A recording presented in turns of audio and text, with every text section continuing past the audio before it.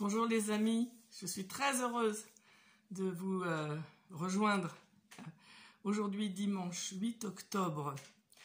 Alors, tout d'abord, je voudrais remercier vraiment sincèrement les abonnés qui sont déjà là, présents sur ma chaîne. Vraiment, ça me bouleverserait presque, tellement mes vidéos sont enregistrées de façon, vous le savez, tellement, on va dire, artisanale. Je n'y connais rien en informatique. D'ailleurs, j'ai beaucoup de mal par rapport aux vidéos que j'enregistre et j'ai vraiment besoin de votre aide là. Les abonnés qui me soutenaient, j'ai besoin de votre aide parce que des personnes m'ont dit que le son n'était pas terrible et le volume n'était pas assez fort. Parce que pour le moment, je n'enregistre que sur mon smartphone. Je ne sais pas faire autrement. J'ai commandé chez Thomann parce que je ne veux pas commander chez Amazon. Vous comprenez, pour moi, c'est important d'être cohérent. Je parle que de moi, d'accord? Je suis congruente, c'est-à-dire je ne veux pas collaborer à un système qui ne me convient pas, donc je n'y collabore pas, tout simplement. Donc j'ai commandé chez Thomann un micro. Alors j'ai passé des heures et des heures à regarder quels sont les meilleurs micros. J'en ai acheté un, je l'ai ramené. J'en ai acheté un autre qui est pas bon, je l'ai ramené. Enfin, je veux dire, j'ai passé là tout vendredi, toute la journée d'hier avec ça. Et j'ai fini par commander un micro cravate. Il me semble qu'il est très bien noté. Je le recevrai la semaine prochaine. Donc pour le moment, je me mets tout près de mon smartphone pour que le son soit le mieux possible. Donc désolé pour l'image, hein, vous allez voir toutes mes rides, mes petites ridules, mais vous savez, je veux vraiment être authentique. Alors j'ai aussi regardé des vidéos sur comment faire un maximum de vues, un maximum d'abonnés. Je suis pas là pour ça. Peut-être que mes vidéos ne feront pas beaucoup de vues et pas beaucoup d'abonnés, mais c'est pas ça qui est pour moi le but de mes vidéos, parce que c'est important. Quel est le but de mes vidéos? Parce que sincèrement, parfois je me dis, mais j'ai pas vraiment... Si, j'ai envie quand même, hein, je peux pas faire autrement. Mais en fait, c'est ça, je peux pas faire autrement. Donc bon, bref, mon but à moi, c'est de transmettre ce que je sais, ce que j'ai vécu, ce que je vis, mon expérience de vie, voilà, un témoignage. Et puis pour les personnes pour lesquelles ça peut résonner, eh bien oui, tant mieux, et qu'elles suivent ce qu'elles ont envie de suivre, des choses que je dis, et si elles ont besoin d'un accompagnement, eh bien voilà, je suis là à leur disposition, mais peut-être pas. Elles peuvent aussi faire ça seules, juste en écoutant les vidéos et puis en partageant. Je souhaiterais vraiment former un groupe, oui, une famille, voilà, c'est ça. Plutôt une famille de personnes qui vibrent le même amour, la même envie d'amour pour pouvoir partager cet élan, partager cette joie, partager cette paix. Voilà. Donc j'ai besoin de vous, je reviens sur mon thème, j'ai besoin de vous, ceux qui m'écoutez, parce que pour le moment je n'ai pas de micro, j'ai rien du tout, je suis avec mon smartphone et j'ai vraiment besoin, si vous voulez bien m'aider, à mettre dans les commentaires si vous entendez bien avec juste votre ordinateur ou si vous avez besoin de mettre un casque. Voilà, j'ai besoin vraiment de savoir ça, j'ai besoin de retour. Voilà, bien. Alors maintenant, nous allons passer au sujet du jour, la spiritualité. Et je sais que c'est la vidéo numéro 8, parce que je les numérote pour m'en rappeler. Et dimanche dernier, je vous ai fait part de mon expérience par rapport à l'éveil. Et je vous avais dit, rappelez-vous, que vous allez trouver sans doute sur YouTube des vidéos sur Douglas Harding. Et bien sûr, moi j'y suis allée après. Parce que j'étais pas allée. Évidemment, j'ai revu Douglas, j'ai revu Catherine. Alors, j'ai pas vraiment vu des ateliers qui se passaient à Ardennes. J'ai vu d'autres ateliers avec quelqu'un que je ne connais pas, parce que moi j'ai quitté Ardennes en 1995, puisque comme je vous ai dit, après j'ai voulu vraiment faire un travail sur l'ego qui était là et qui était en grande souffrance. Donc j'ai pas connu après. Je sais qu'Ardennes, je le sais bien sûr, a fermé en 95 et ça a été aussi une des raisons pour lesquelles je ne suis plus retournée. Et donc, j'ai vu que Douglas était parti, décédé en 2007. Et voilà, c'est comme ça que je l'ai appris en regardant sur YouTube. Et du coup, après, j'ai regardé des vidéos. Je crois que le monsieur en question s'appelle José Leroy. Je lui dis bonjour. Vraiment, j'étais très touchée de me replonger dans ces ateliers-là qui ont été pour moi tellement, tellement importants.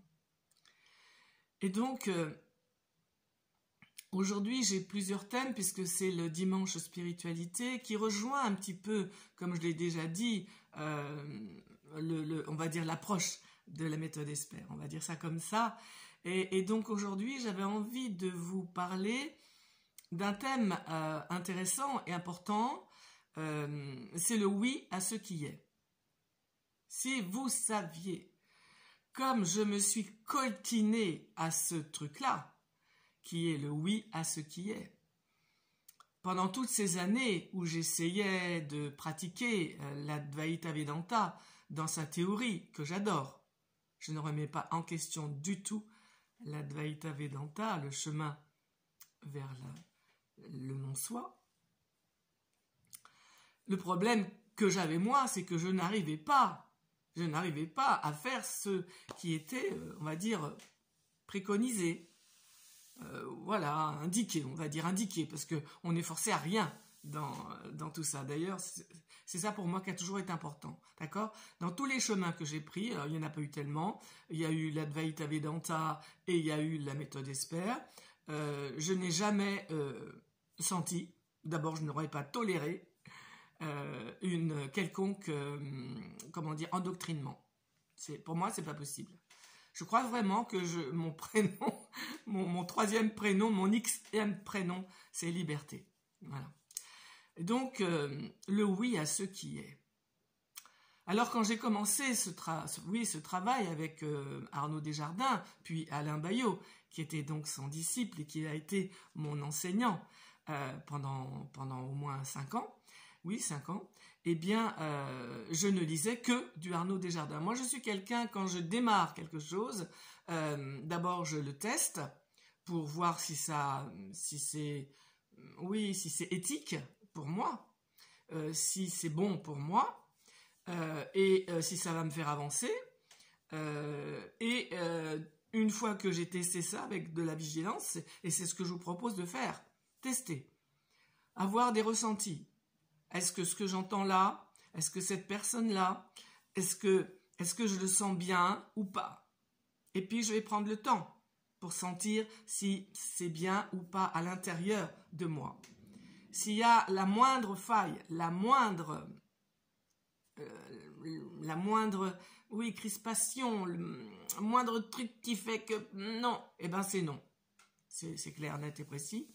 Si vous voulez, le doute qui est profitable, c'est le doute qui n'est pas fermé. C'est le doute qui est ouvert. Ah, pourquoi pas? Je vais continuer, je vais voir.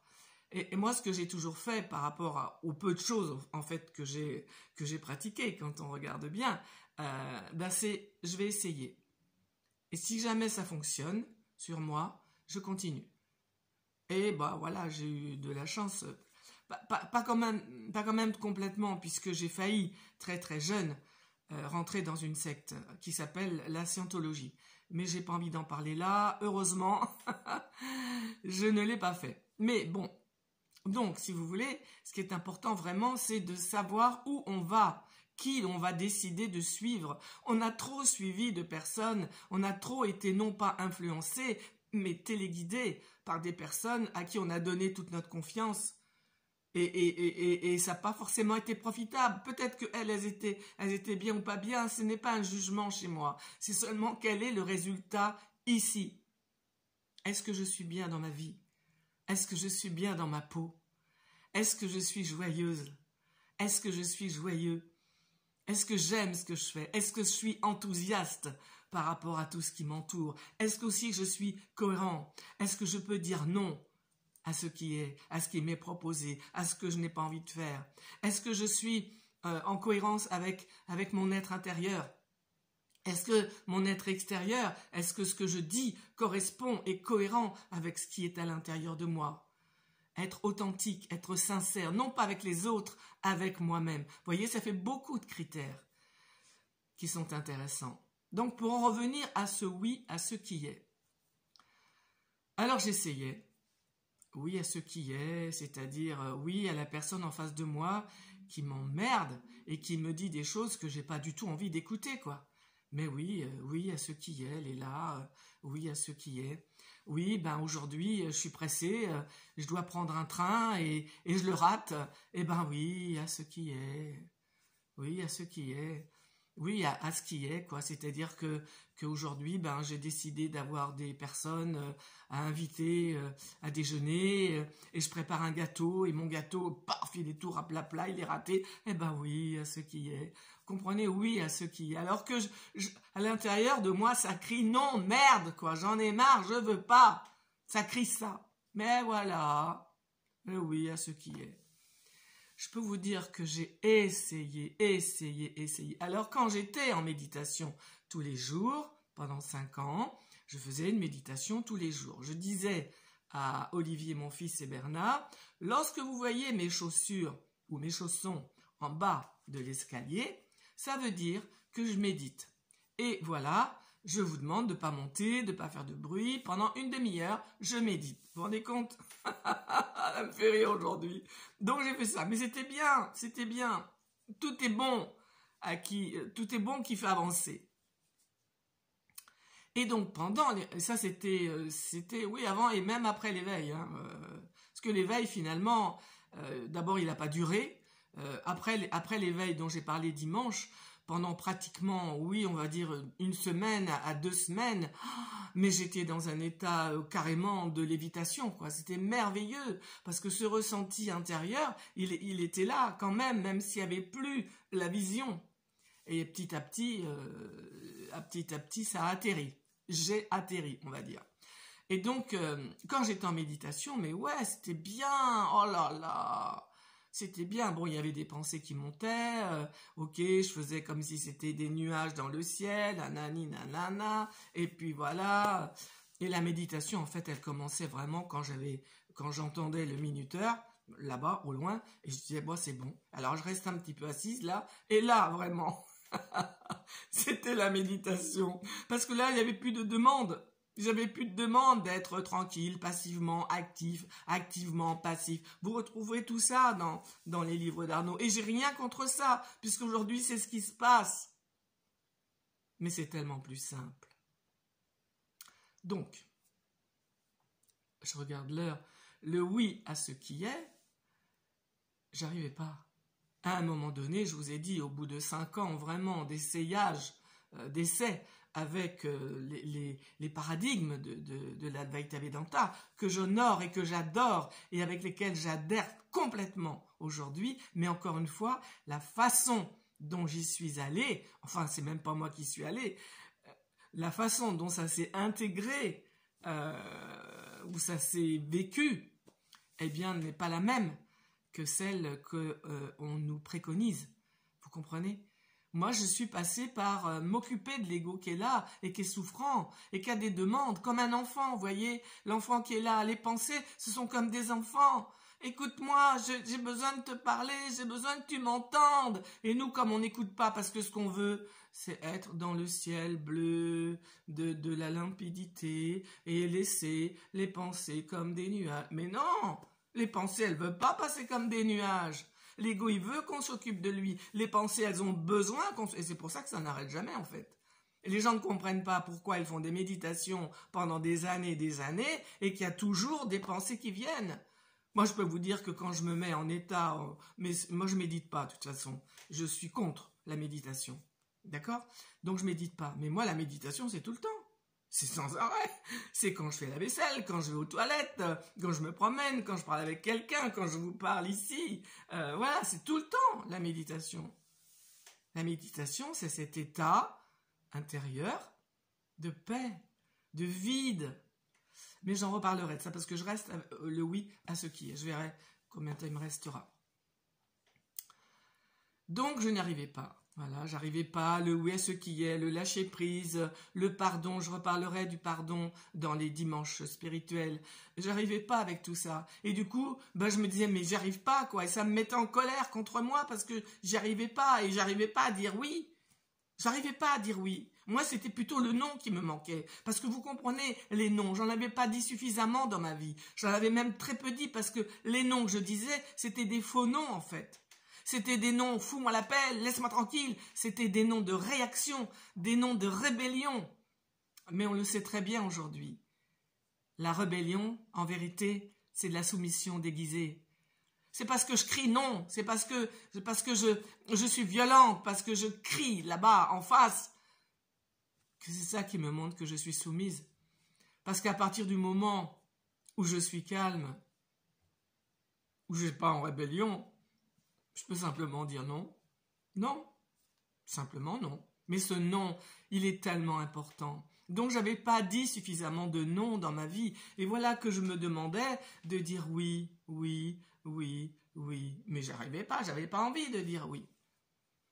Donc, au bout de plusieurs années où il y avait à la fois cette Linda qui était tellement dans un état d'être de bonheur, mais lorsqu'elle était seule avec elle-même, dans la nature, là ça allait, mais c'était pas ça ma vie. Moi j'avais pas du tout, et j'ai pas envie du tout de m'isoler, parce que et encore que quand on est seul, on est toujours avec l'intérieur de soi, on emmène avec soi tout ce qui est à l'intérieur. On va pas se faire croire que parce qu'on quitte un mari, qu'on quitte une compagne, qu'on quitte un travail, qu'on déménage à l'autre bout du monde et qu'on va en Inde ou qu'on va n'importe où, on va pas se laisser croire, ou alors on se ment, on va pas se laisser croire que la vie va être merveilleuse, qu'on va changer. Hein? Quand j'aurai cette maison, je serai heureuse. Quand j'aurai quitté ma femme, je serai bien. Mais non, c'est faux. Mais bon, vous pouvez le croire si vous voulez, hein. Mais on emporte à l'intérieur de soi toutes ces problématiques. Donc il vaut mieux rester là où on est. C'est ce que je proposais aux personnes qui voulaient se séparer. Ok, j'entends, vous voulez vous séparer et je vous accompagne. Je vous propose pendant 3 mois de rester comme ça, à minima au niveau relationnel, parce que la relation est tellement abîmée qu'on ne va pas l'abîmer davantage. Donc à la limite, prenez de la distance, chacun et l'autre. Je vous propose de prendre de la distance, éventuellement d'aller habiter chacun loin, à une distance, pas en même temps, pas ensemble, dans le même lieu. Et chacun va travailler sur ce qu'il est à l'intérieur. Je vous assure, sincèrement, hein, sur 8 couples sur 10 se remettaient ensemble. C'est beaucoup, hein? Mais parce qu'on confond souvent sentiment et ressenti. Mais tout ça, je reviendrai. Si vous saviez tout ce qui est la richesse de la méthode Esper, la richesse. Bien, donc le oui à ce qui est. Donc, une fois que j'ai décidé d'arrêter pour quelque temps l'Advaita Vedanta, et voilà toute cette partie qui est le fond de l'être, et je me suis vraiment consacrée à l'ego avec cette découverte du livre de Jacques Salomé qui est derrière moi, et donc ce parcours qui aboutit à ma validation qui est aussi derrière moi de consultante en méthode Esper. Voilà. Et là, oui. Et vous voyez, même encore aujourd'hui, il y a des choses que je travaille avec une autre approche, et je me rends compte quand je les travaille avec un thérapeute, pas toute seule, non, non, avec quelqu'un en face qui va m'obliger à aller dans mes retranchements dans lesquels je n'irai pas. Donc quand je travaille, je me rends bien compte, parce que je m'accompagne moi-même aussi en même temps. Bah oui, c'est pas la peine. Moi, c'est pas les cordonniers qui sont les plus mal chaussés, hein. Non, c'est l'inverse, hein. Voilà. Donc, quand je m'accompagne, je prends conscience, je conscientise, la conscience conscientise des choses qui remontent évidemment du passé et qui ont à être traitées. Et je me rends compte en fait que ces choses-là, bah oui, je les ai pas traitées en méthode Esper. J'ai pas mis en place de protocole. Et donc, je vois bien qu'elles touchent ici l'ego, car elles n'ont pas été abouties, elles n'ont pas été terminées. Le cycle n'a pas été fini. Et la chance que j'ai, mais c'est une chance que je me suis donnée, d'accord? Eh bien, c'est de pouvoir, après les séances particulières que je prends, eh bien, de pouvoir, moi, finir avec le protocole que je vais, moi, inventer pour moi-même. Donc, juste pour terminer ça, le oui à ce qui est, pendant des années et des années, même encore après avoir travaillé en méthode ESPER, eh bien, si vous voulez, j'avais cette problématique. J'ai commencé à dire oui à ce qui est à partir du moment où j'ai commencé à dire non à ce qui est et qui ne me convient pas et pour lequel je ne suis pas d'accord. Donc, si vous voulez, j'ai équilibré le non d'abord et le oui est venu après. Et ensuite, je me suis rendu compte de quoi? Et je vous le donne en cadeau. Je me suis rendu compte que le oui à ce qui est, c'est très simple. C'est le oui à ce qui est là. C'est-à-dire, je ressens de la colère parce que mon gâteau est foutu, voilà, il est raplapla, il n'est pas bon. Eh bien oui, je ressens de la colère. Et là, la colère s'apaise. Je suis en colère contre la personne en face de moi parce que ce qu'elle dit m'ennuie, au plus haut point. J'ai pas forcément envie de lui dire que ça m'ennuie. Ça dépend si j'ai envie de lui dire ou pas, mais j'ai peut-être pas envie de lui dire que ça m'ennuie. Donc je me tâte très vite à l'intérieur de moi et je vais me dire, oui, ce que me dit cette personne m'ennuie. Et je ne vais pas me dire, oh ben non, ça ne devrait pas m'ennuyer quand même, je ne suis pas une bonne camarade, je ne suis pas une bonne voisine, ou... Non, oui, ça m'ennuie. Et en fait, le oui à ce qui est, c'est le oui qui colle exactement au ressenti que j'ai par rapport à une situation. Et du coup, je ne vais pas rajouter un non à un ressenti que j'ai. Je ne sais pas si je me fais bien comprendre. Hein. Si ce n'est pas le cas, je vous invite vraiment à me le dire en commentaire. Donc en fait, le oui, c'est le oui à ce qui est là, tout de suite, immédiatement, au moment présent. Si ce qui est là, au moment présent, c'est une énorme colère, eh bien oui, je dis oui à la colère. Si le oui qui est là, c'est quelque chose, c'est une honte, j'ai honte, je ne sais pas par rapport à quoi, eh bien oui, j'accueille. Et je ne vais pas me dire, ouais, j'accueille et je remets à la source et patati et patata qui va s'en occuper. Quand je dis patati patata, c'est pas un manque de respect, d'accord? Ce patati patata, pour moi, il représente, mais quelle fatigue! Vous comprenez, c'est tellement plus simple que ça. Vraiment, je vais vous inviter, je vais arrêter parce que c'est bientôt l'heure. Je vais vraiment, moi, vous inviter à simplifier votre être et votre vie. De plus forcément avoir de bols tibétains, d'encens à faire brûler, de tambours chamaniques, vraiment, vous pouvez continuer après si c'est quelque chose qui vous plaît, mais c'est pas quelque chose qui va vous amener cette paix intérieure, parce que cette paix intérieure, elle est là, déjà, juste, on s'assoit et on fait rien. Allez, je vais arrêter parce que il suffit que je me mette comme ça pour que pour moi ça démarre. Bon, bah écoutez, je vous souhaite un bon dimanche. J'espère que le son a été bon. J'ai essayé de parler fort. J'ai rapproché le smartphone. Et puis vraiment, je vous remercie de votre aide. À bientôt!